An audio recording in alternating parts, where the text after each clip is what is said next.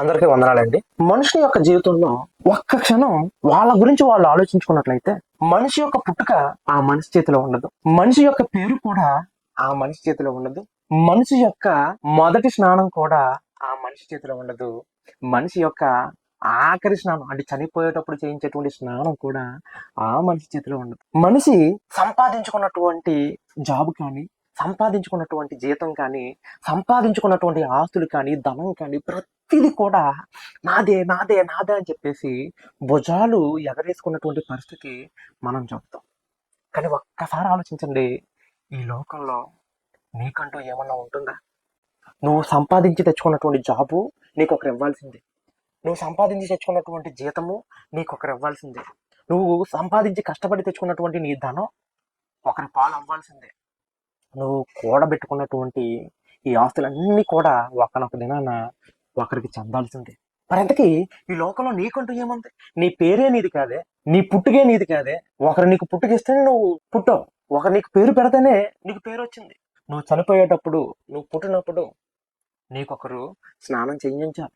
అంటే ప్రతిదీ కూడా ఈ లోకంలో నువ్వు ఆలోచించుకున్నట్లయితే ఒకరు నీకు సహాయం చేస్తేనే కానీ నీకంటూ ఏమి లేదు. మరి నీ అంతటా నీకంటూ నువ్వు సంపాదించుకున్నది ఏదైనా ఉంది, నీతో పాటు వచ్చేది ఏదైనా ఉంది అంటే ఏమీ లేదు. మరి నీకంటూ ఈ లోకంలో నీ జీవిత ప్రయాణంలో నువ్వు చెయ్యాల్సింది ఏంటి అని అంటే దేవుని కొరకు, దేవునికి ఇష్టానుసారంగా నువ్వు జీవించడమే. ఉదాహరణకి మీరు ఒక ప్రాంతం నుంచి ఇంకొక ప్రాంతానికి ప్రయాణం చేస్తున్నారు.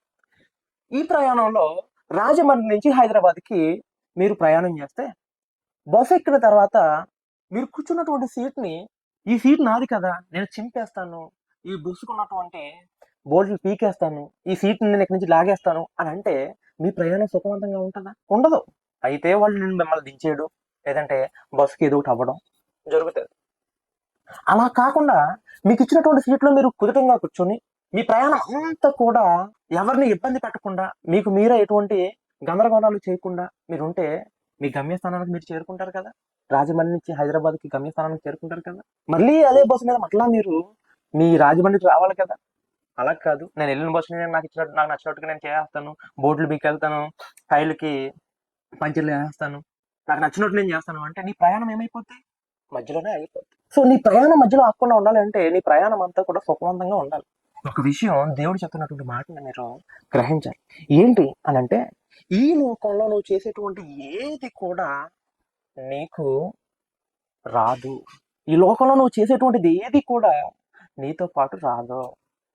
నీ పేరు రాదు, నీ ధనం రాదు, నీ సంపాదన రాదు, నీ పవర్ రాదు, నీ జీవకుడంబం నీతో రాదు, ఏది నీతో రాదు. నీతో పాటు వచ్చేది ఏంటి అంటే ప్రేమ, విధేయత, క్రమబద్ధత, సాత్వికం, వినయం. వీటిని నువ్వు అలవాటు చేసుకుంటే, వీటిని నువ్వు సంపాదించుకుంటే దేవుడు చెప్తున్నాడు ఒక మాట. మత్తయి సువార్త 6వ అధ్యాయము 19-20 వచనములు. భూమి మీద మీ కొరకు ధనము కూర్చుకొనవద్దు, ఇక్కడ చిమ్మిటయు తుప్పును తినివేయను, దొంగలు కన్నం వేసి దొంగిలెదరు. పరలోకమందు మీ కొరకు ధనము కూర్చుకునుడి, పరలోకమందు మీ కొరకు ధనము కూర్చుకునుడి. అతడ చిమిటి అయినను తుప్పైనను దానిని తినివేయదు, దొంగలు కన్నం వేసి దొంగిలరు. పరలోకమందు కూడా ఒక ధనాన్ని సంపాదించుకోమంటున్నాడు. మరింతకీ ఆ ధనం ఏంటి అంటే ప్రేమ, విధేయత, వినయము, దీర్ఘశాంతము, ఆశా నిగ్రహము. ఇవన్నీ ఆత్మకు సంబంధించినటువంటి ప్రతి ఫలము నువ్వు సంపాదించుకుంటే నీకంటూ పరలోకంలో ధనం సంపాదించబడుతుందంట. ఈ పరలోకంలో ఉన్నటువంటి ధనమే నువ్వు పరలోకానికి వెళ్ళడానికి ఒక అర్హతగా తీర్చబడుతుంది.